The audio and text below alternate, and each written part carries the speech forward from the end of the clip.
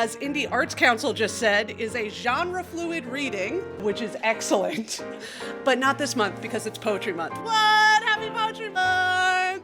So, if you haven't been here before, this is pretty much your normal reading, except you only have 5 minutes on the mic. If you're up here, please make sure to look in the back as you're getting toward the end of your reading. I will put one finger in the air when you got 1 minute left. I'm going to ring a very loud bell. I'm not playing around with the bell. Yeah, correct. What else do you need to know? Oh, we have much free food. Everybody clap for the Butler University MFA in Creative Writing for sponsoring cheese. Thank you, Booth, which is Butler's literary magazine, for being great all year round. Oh, and thank you, Indiana Humanities, and Megan Telligman for letting us use the house all year long. Thank you, Indiana Humanities. Thank you so much to our audio guy, John Strauss, for recording and editing all of these shows.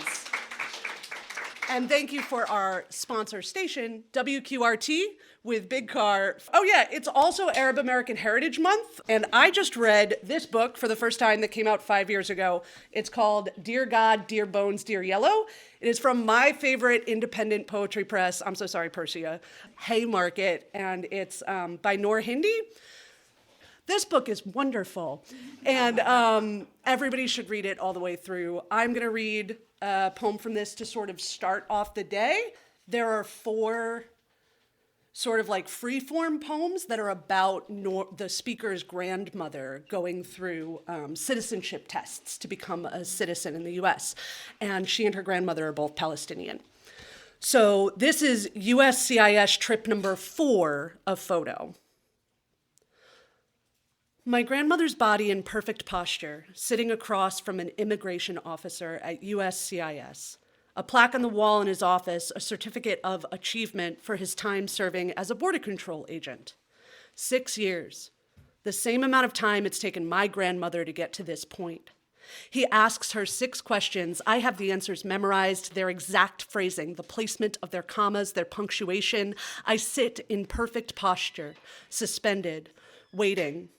When he tells my grandmother she's passed her civics test, she cries. I try to sidestep the heaviness in the room, the violence of this moment, the violence that renders my grandmother's tears and her desire to become American. Outside, my grandmother wants to take a photo next to the large statue of George Washington. She has her hands up, swaying in the wind, a smile sprawled on her face, laughing. She tells me, "This is George Washington." I know, Grandma, I say, I know. I take the photo. This is a very good book. All right. Our next reader is going to be Tylyn Johnson, and their book art recommendation is This Is Honey, which is a beautiful collection of Black poetry to read/listen to. Everyone clap so hard for Tylyn Johnson.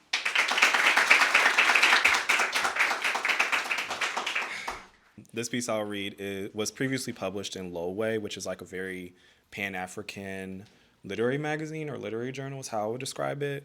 It's titled A Paroxysm in a Cycle. Kind of think of the poem as a circle in your mind. A paroxysm in a cycle.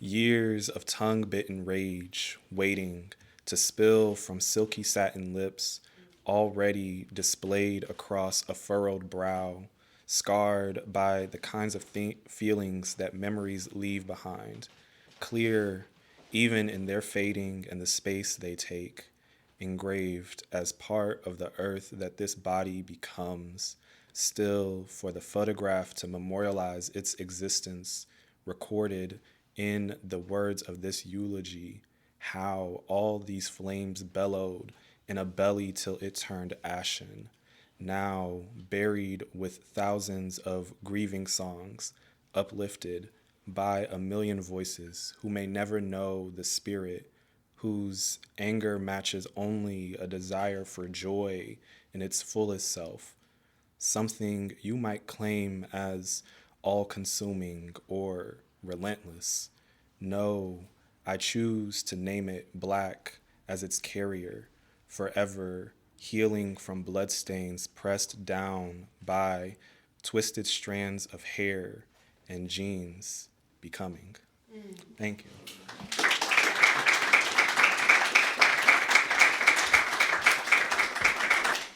Thank you so much, Tylyn.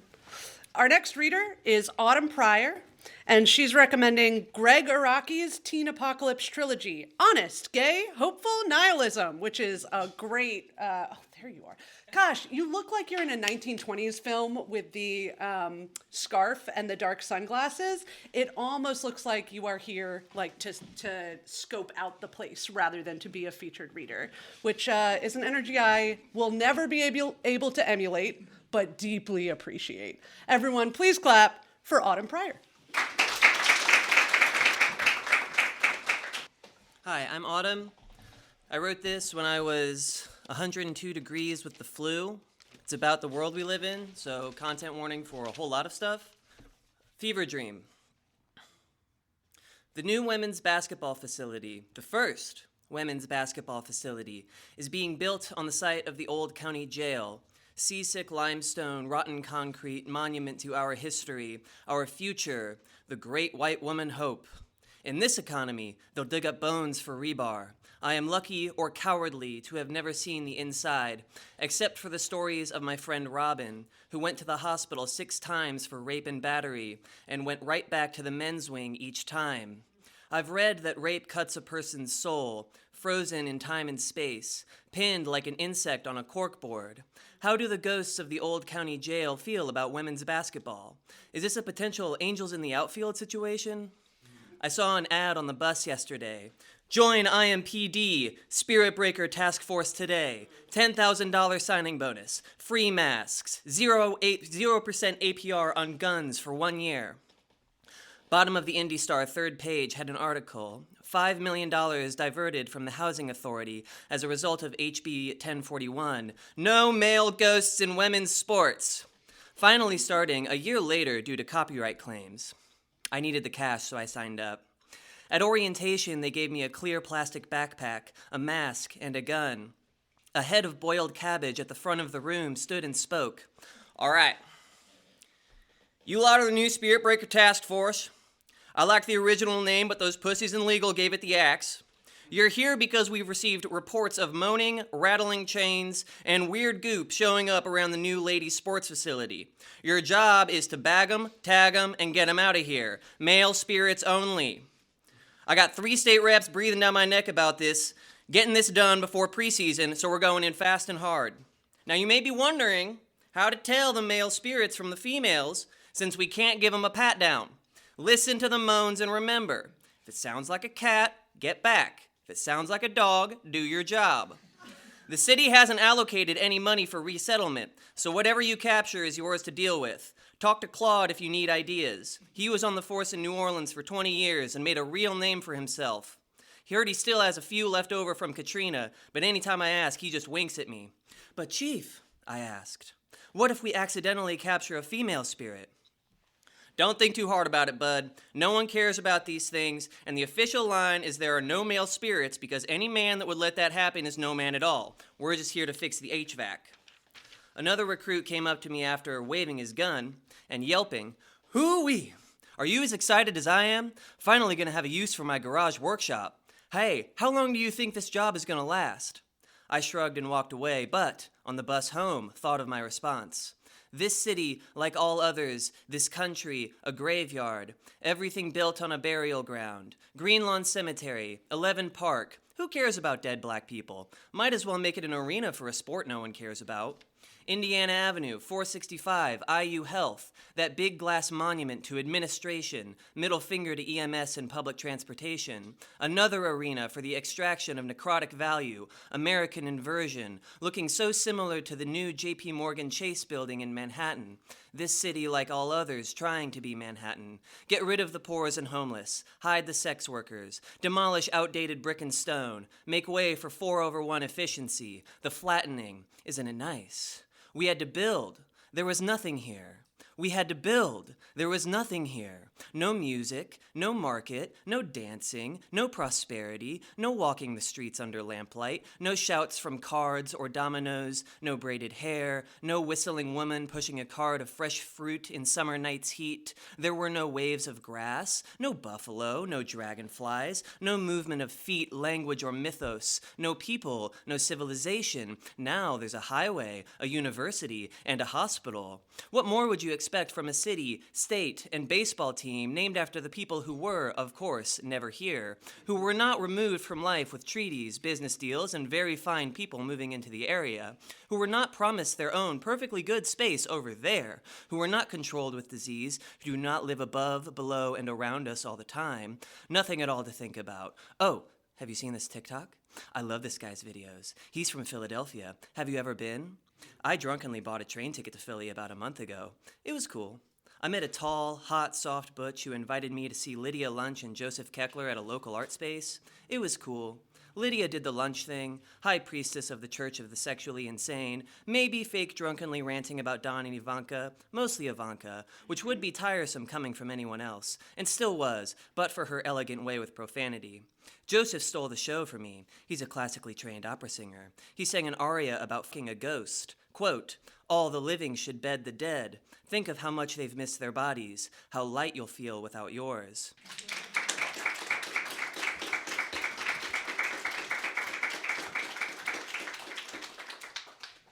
I took a class with Mitchell L.H. Douglas when I was in Butler's MFA over the summer called Poetry in the City. And it was the first time I, an almost 30-year-old person at that point, had been dragged around a city and been made to make poetry not about what was inside of me, but about what was outside of me right now and where I was living. And it absolutely changed my life. And Autumn, that's a little bit what that felt like to witness. So thank you for dragging us around the city.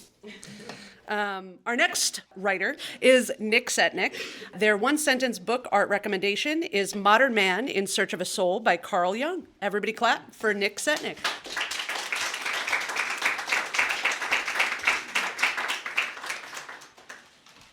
So I'm going to slam through 3 poems real quick. Is calmness in a broken world a strength or something darker? What are we training for when hell is not a place that exists in our nightmares but somewhere we call home? When light is something that shines through gaps in the fence and not in bowlful surf from our local star?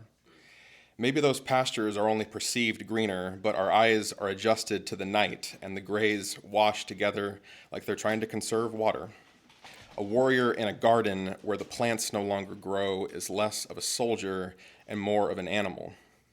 A low resting heart rate in a shattered world, the crust around the heart as we take in the scene. When the ads stop playing and our eyes adjust from the LED backdrop, when we straighten our neck and realize there is nothing left. Is this calmness a nerve ending damaged beyond repair or a psychological failsafe? Is this an honorable defeat or a crash test? Thanks. Desert sand tastes like sugar when the river runs red. The sun has its way with the dust and rocks and pressure pressing down and up, and between the two, the crust slips, the skin splits, and wine-colored rain falls on the ground. Bones shaking, carrying this weight, an ocean of oil, torturous and scorching, pressing muscle into soulless leather boots. How many men died here? What resolution was even reached? Without nourishment or marrow, the skulls, pan-seared and well done, split like toothpicks and stare blankly at the remaining observers. The wind pushes out the silence that murmurs from the dunes. Bones remember the weight of boots when only flags and crowns remain.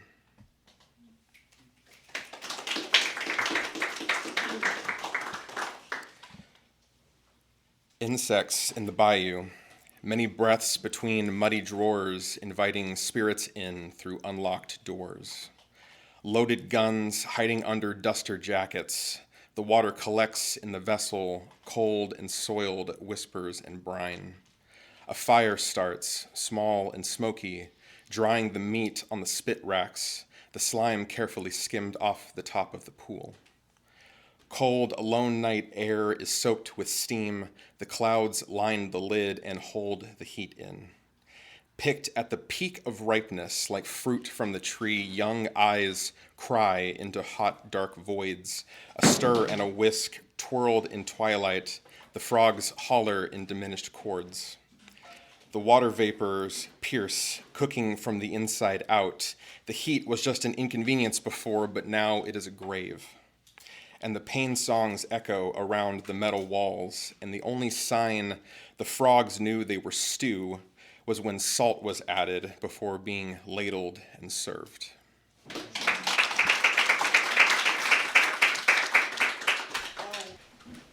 Thank you so much, Nick. Thank you so much, Bethany, for taking pictures of all of our readers. Deeply appreciate that. Our next reader today is J.D. Amick, and their one-sentence book art recommendation is Moby Dick. And if anybody wants to know why you should read Moby Dick and has 4 hours, you should talk to J.D. after he reads today.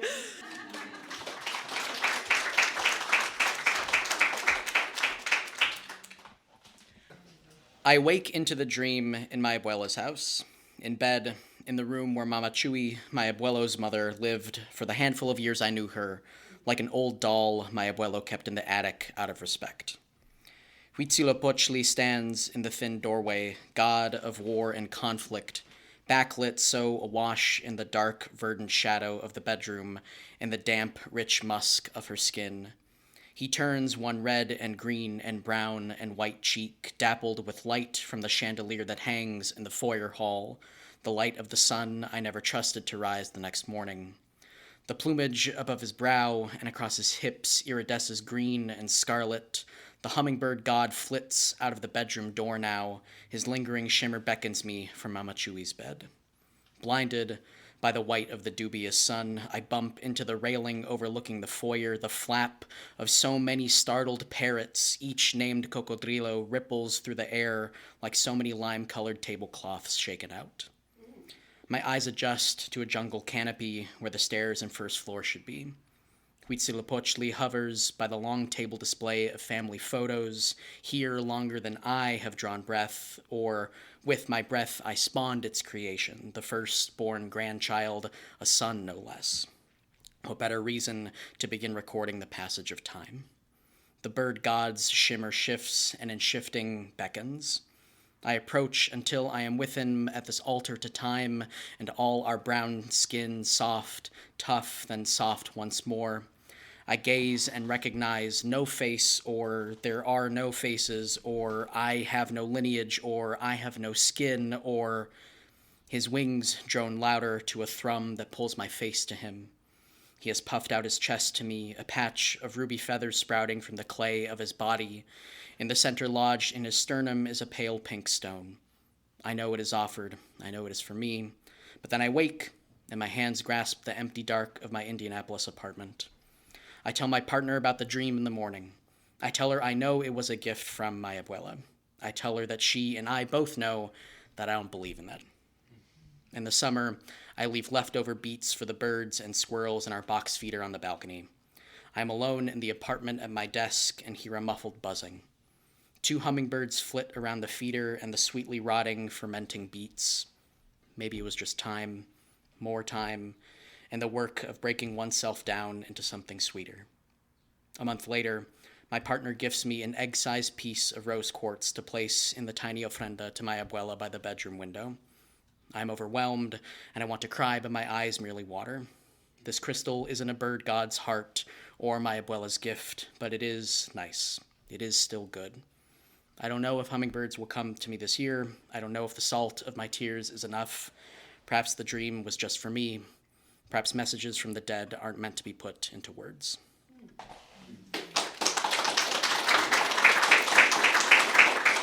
Thanks, y'all. Small, quick one. If anyone has time, you should go see English at IRT. It's this incredible play about a group of Iranian students in an English language class in Tehran, and there's a scene where an older woman in the class laments that her son, who lives in Canada, has named his daughter, her grandchild, a name that she cannot pronounce. And I saw that last week and it made me think of this one. And now we eat breakfast. Lo siento, mamma mica, for my mother, your daughter. Lo siento, mamma mica, that I do not speak longer to Maria, the pupusa vendor at the farmer's market, her face glowing like the sterno heaters keeping my breakfast ritual warm. Lo siento for the way my mother scolded your tongue and teeth for not meeting at my name. In your mouth, mamma mica, I am excitement and love, yea thee. Gracias, Maria, for cradling my name the same as you mold a bit of masa between your hands. Oh, what a joy to set a hard J aside. Maria, Mica, thank you for feeding me, then and now, as I learn to nourish myself. Thank you.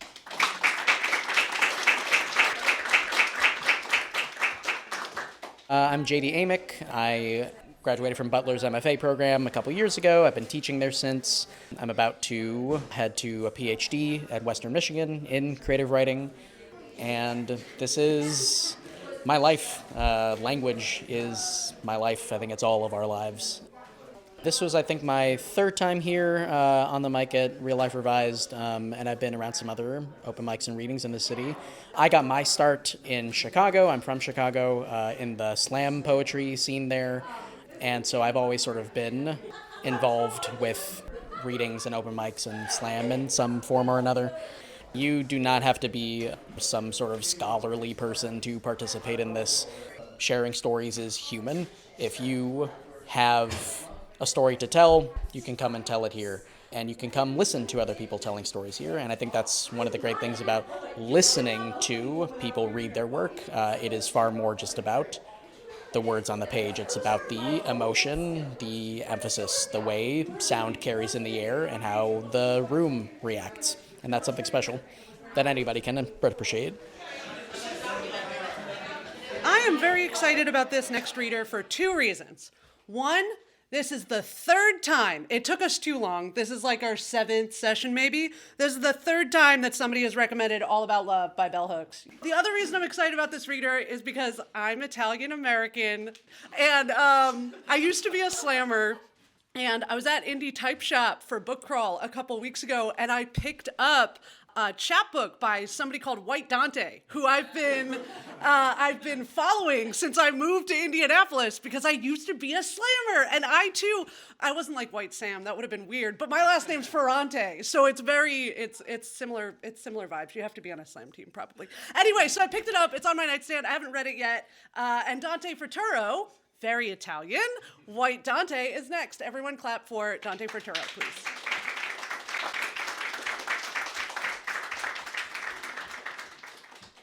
Hello, everyone. Even Italian soccer jersey and all. I did not plan this. My name is Dante Fratturo. There's a chunk of the room that knows me as White Dante.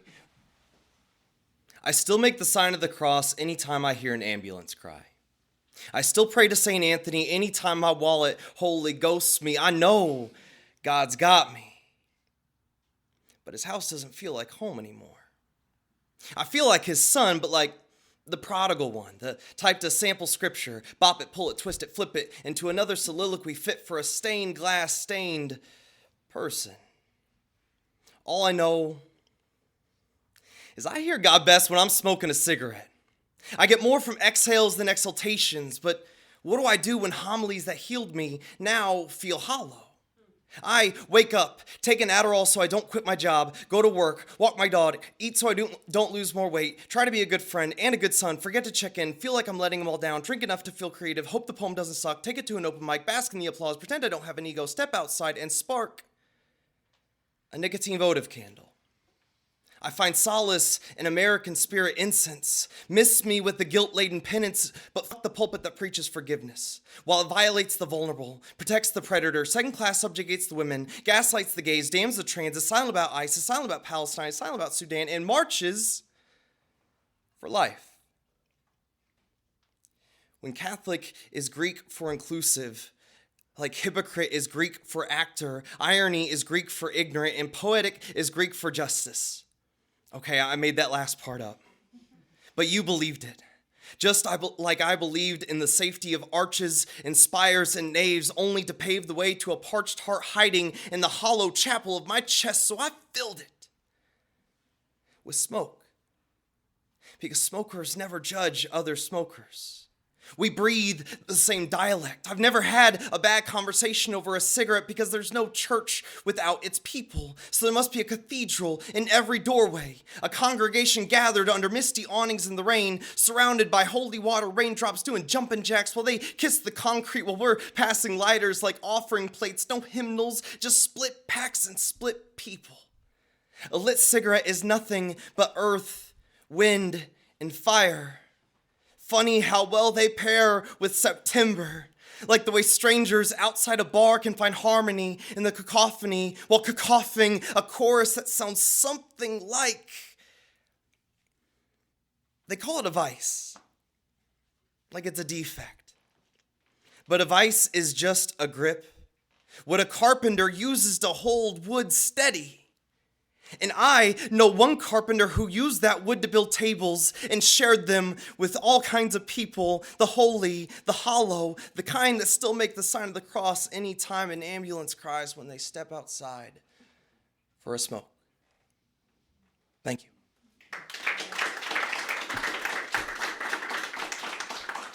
Quick plug, I am 1/5 of Indianapolis's slam poetry team.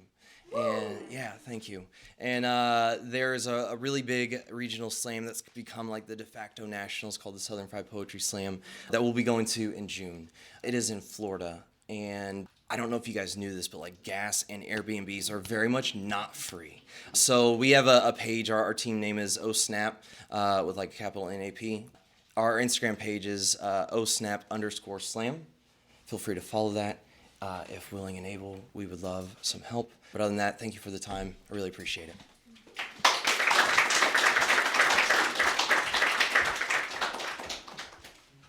That is a great segue. Plugs are allowed. So after the show, if you, for example, run an all-queer writing workshop once a month at Irvington Vinyl and Books, you can shout about that and let people know about that. Or if you are on a slam team that very regularly goes to That Piece Open Mic, which is at 10 East Arts on the third Thursday of the month, I think. Was that right? Yes. All of those things. You can talk about that with other people. Or if you want to go to a free one-off writing workshop sponsored by the Butler University MFA, open up your little zines because Thomas Nealand, who is incredible, will be running a poetry workshop here next Sunday, and I know he did that just so that I would say that on this microphone this Sunday. And there are 9 other free writing workshops happening until the end of June. And I have an agenda because I am getting paid a very small amount to organize all of those. So they are free. Please go to that. This is a huge literary city. And one of the biggest, coolest things that has happened in the last couple of years is Proof. Can we clap for Proof? A Midwest Lit Fest, which is run by 2 people who, to hear one of them talk about it, just were like, why don't we have a Lit Fest in Indy? Let's just do it, and have taken on all of that work and labor and all of those things. One half of that crew is Chantel Massey. Our next reader, writer, etc., is going to be Steph Harris, and their one-sentence book or art recommendation, yes, is an album to recommend, and it's Fall Out Boy's Infinity on High. Excellent stuff. Everybody please clap for Steph Harris.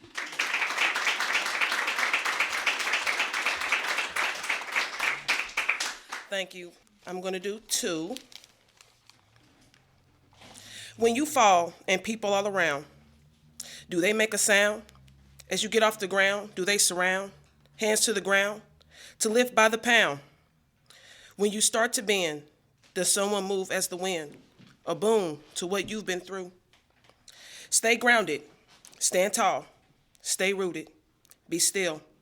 Test your will through the rain. The sunshine is yours to gain.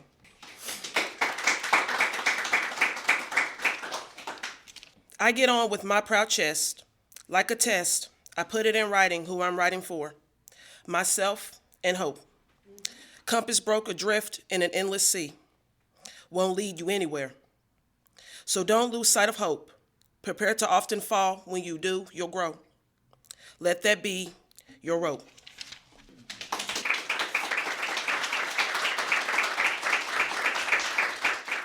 Yes! Did we see the Notebook? That was written in pen and pencil, baby. All right, our next reader is Alessandra Lynch, and she's recommending Austerlitz Sebald by W.G. Shirt in Heaven by Jean Valentine. Everyone, please clap for Alessandra Lynch. Thank you. First air and light suffuse us, daylily, aureole, dust. Then love, that airborne thing. We become forgetful, leave doors and windows open, the room adrift with pollen druff, beetle husk, the world's quick dispatch signifying the end. And more gorgeous telegrams await. Pin oak leaf, darkening canal, little horses fenced by highway, clouds, your face. The dead bits fighting in the wind drift in. What more to wrestle? What else to woo? Closed door, close petal, human eye, you close too.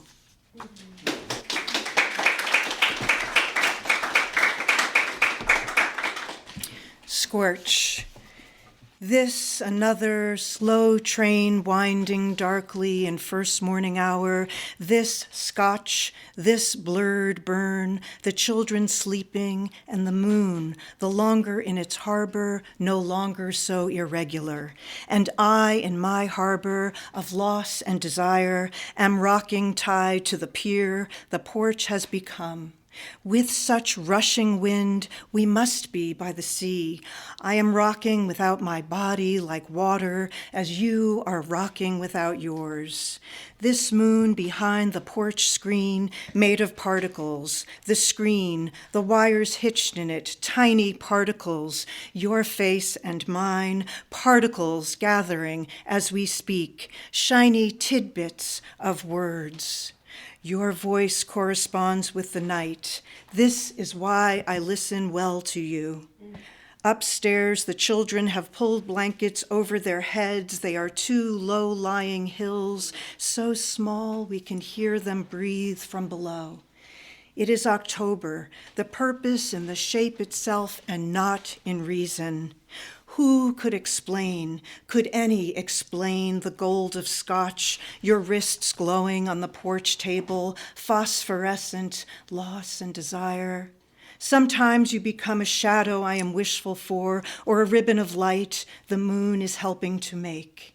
I can't feign any understanding, but recognition. Your voice in the night, the next distant train, clattering over tracks 3 neighborhoods away, breathes heavily. How is it we are this close to the moon and the night and the children? I can't see that train, now gone to silence, forgone its nervous twisting smoke. All our disasters, the heart of the world. You are my favorite flower of the dark. I am afraid of the trains and hours that might take you, the scotch that might petrify your throat, anything that might flatten you. I am afraid for your heart and your voice rich with night. I am trying to listen well enough to keep you here at harbor. You are another ocean bordering so many islands, desire and loss. I am not qualified to talk of light this way. I have not the quantity of whispers sufficient to meet the sea, its tiniest white caps like meadow asters at gunpoint buckling under. We are a fable on the sun porch, drinking scotch, the moon more regular in its irregularity. Loss. Loss. There are scant retrievals, crumbs of light, the particles that give us shape, whether or not we can feel iota, jot, tidbit. Here's another and another.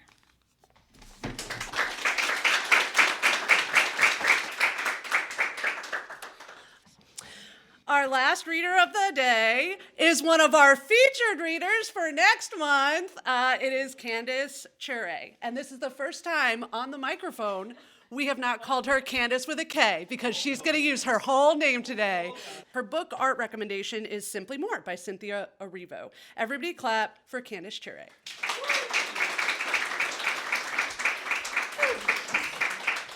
Thank you, Sam. Hello, my name is Kandace. I'm really grateful to be here. I do a lot of cool things in the world that I'm proud of, but I just really am trying to practice being a human among humans, in a society where we all have to wear so many masks. There's so much dehumanization. So this is just a really human poem. It's not for everybody, but it is for someone. So it is called When You Can No Longer Pretend. The dishes are piling up in the sink. The gas tank is almost un-E. Utility bills are due each month. Clothes still need to be washed, groceries waiting to be bought, text messages left unread. Emails falling behind and new emails keep coming through, doctor appointments to be made, and insurance claims begging to be paid. These jobs ain't loyal. I said these jobs ain't loyal. Layoffs are massive, workers keep doing more with less, businesses are closing, budgets are tight or there's no budget at all, data centers are taking over. The world is on fire. The United States is at war with its people and itself. The new Jim Crow is still crowing. Girls are being trafficked. Children are in cages. ICE raids melt all psychological safety. Educators are burnt out. Students are stressed. And the patriarchy is getting out of hand. Trans folks keep getting murdered. Black men are dying by suicide. Black women are terrified to birth babies in hospitals, and most parents are parenting from exhaustion and unmet needs. Family dynamics are hard as heaven. Nervous systems are overwhelmed. Lovers be trying to love without a practice of self-love. I said lovers really out here trying to love without a practice of self-love. No wonder the violence of codependency and addiction are rampant. The inner child is fighting, he is fighting, she is fighting, they're fighting to find freedom, to finally feel emotionally nourished and safe, but loneliness and isolation are daily visitors, and somehow, we're all supposed to pretend we're okay. Thank you.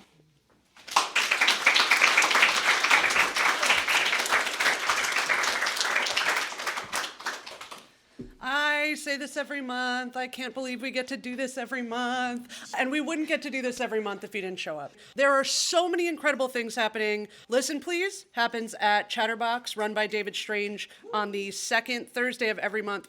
Third Thursday of every month is that piece. Albany runs it, but I think Mariah Ivy started it. That's down at 10 starts. Volta, which is at Ujamaa Community Bookstore, is the fourth Thursday of every month. Nightjar is the third Thursday of every month. Wednesday. Shoot. What I'm saying is poetry is alive, and so is prose writing. Butler's doing a $200 8-week prose writing workshop that Natalie Lima is teaching, who's an incredible fiction and nonfiction writer. We have 5 very exciting features for next month, and they're prosy, which means I really had to get them to come, because 5 minutes is real tight for prose people. We have Jill Christman, who teaches at Ball State and has a brand new memoir out. Kathy Day, a fiction and nonfiction writer. Kandace Kyere, Aaron Thomas, who is just everywhere in the lit scene, and Maurice Broaddus. That's it.